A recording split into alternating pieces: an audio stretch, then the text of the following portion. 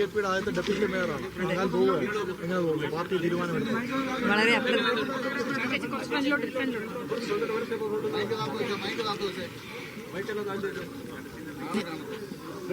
നേരത്തെ രാജേഷേട്ട സൂചിപ്പിച്ച പോലെ തന്നെ വളരെ അപ്രതീക്ഷിതമായിട്ടൊരു തീരുമാനമായിരുന്നു പാർട്ടി.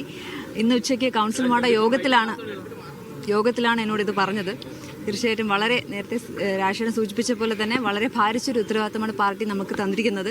തീർച്ചയായിട്ടും ജനങ്ങളോടൊപ്പം ജനങ്ങളിൽ ഒരാളായി തന്നെ വികസന പ്രവർത്തനങ്ങൾ ഏറ്റെടുത്തുകൊണ്ട് തന്നെ മുന്നോട്ട് പോകും. ഈ മൂന്നാം തവണയാണ് ആശ ജയിക്കുന്നത്. അതെ, കൗൺസിലിലെ കാര്യങ്ങളൊക്കെ ഏറെക്കുറെ പഠിച്ചിട്ടുണ്ടെന്ന് തോന്നുന്നു. അതെ, ഏകദേശം.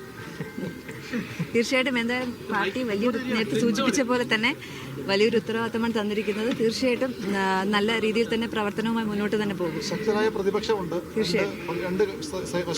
അതെ, തീർച്ചയായിട്ടും നേരത്തെ സൂചിപ്പിച്ച പോലെ തന്നെ പ്രതിപക്ഷമില്ലാതെ നമുക്ക് നല്ല രീതിയിൽ ഭരണം നടത്താൻ സാധിക്കില്ലല്ലോ. തീർച്ചയായിട്ടും അതുകൊണ്ട് തന്നെ നേരത്തെ നമ്മൾ പറഞ്ഞ പോലെ തന്നെ നമ്മുടെ എല്ലാവരും വളരെ ആപ്റ്റായിട്ടുള്ള കാൻഡിഡേറ്റ്സ് ആണ് നമുക്കുണ്ടായിരുന്നത്. നമ്മുടെ ആപ്റ്റായിട്ടുള്ള കൗൺസിലേഴ്സാണ്. നമ്മളെല്ലാവരും ഒറ്റക്കെട്ടായിട്ട് ഒരേ മനസ്സോടുകൂടി തന്നെ നമ്മൾ വികസന അനന്തപുരിക്കായിട്ട് നമ്മളെല്ലാവരും ഒറ്റക്കെട്ടായിട്ട് നമ്മൾ പരിശ്രമിക്കും.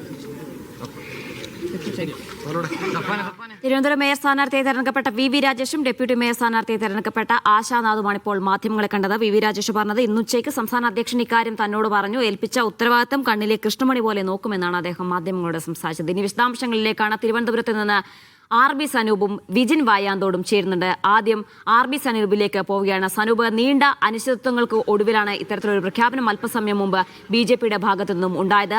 ശ്രീലേഖയ്ക്ക് എതിരെയുണ്ടായ അല്ലെങ്കിൽ പാർട്ടിക്കകത്ത് തന്നെ ഉണ്ടായ ചില എതിർപ്പുകളാണ് അവരുടെ പേര് ഇതിൽ നിന്നും മാറാൻ കാരണമായത്. വി രാജേഷ് നൽകിയ പിന്തുണ, അത് എത്രത്തോളം പിന്തുണ അദ്ദേഹത്തിന് ഉണ്ടായിരുന്നു? BJP ഇങ്ങനെ ഒരു തീരുമാനത്തിലെത്തിയ സാഹചര്യം.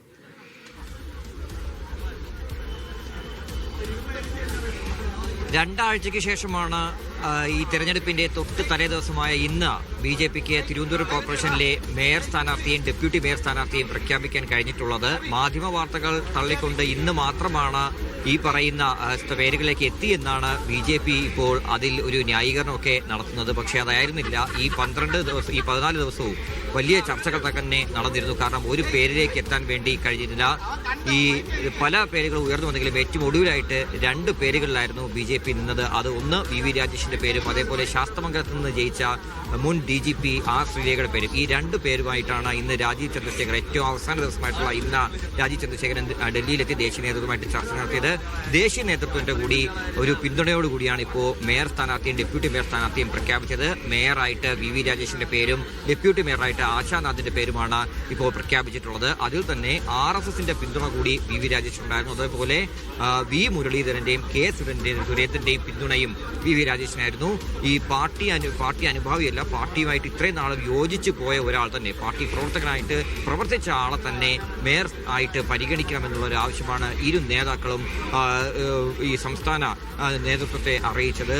അതിന്റെ അടിസ്ഥാനത്തിൽ RSSന്റെ പിന്തുണയും കൂടി അടിസ്ഥാനത്തിൽ തന്നെയാണ് വി രാജേഷിന് നറുക്ക് വീണത്. അപ്രതീക്ഷിതമായിട്ടായിരുന്നു ആശാനാഥിന് ഡെപ്യൂട്ടി മേയർ സ്ഥാനാർത്ഥി പദവി ലഭിച്ചത്. നാളെ രാവിലെ 10:30 നടക്കുന്ന തെരഞ്ഞെടുപ്പിൽ ആദ്യം മേയറെ തെരഞ്ഞെടുക്കും. അതിനുശേഷം ഉച്ചയ്ക്ക് 2:30 ഡെപ്യൂട്ടി മേയർ തിരഞ്ഞെടുപ്പ് നടക്കുന്നത്.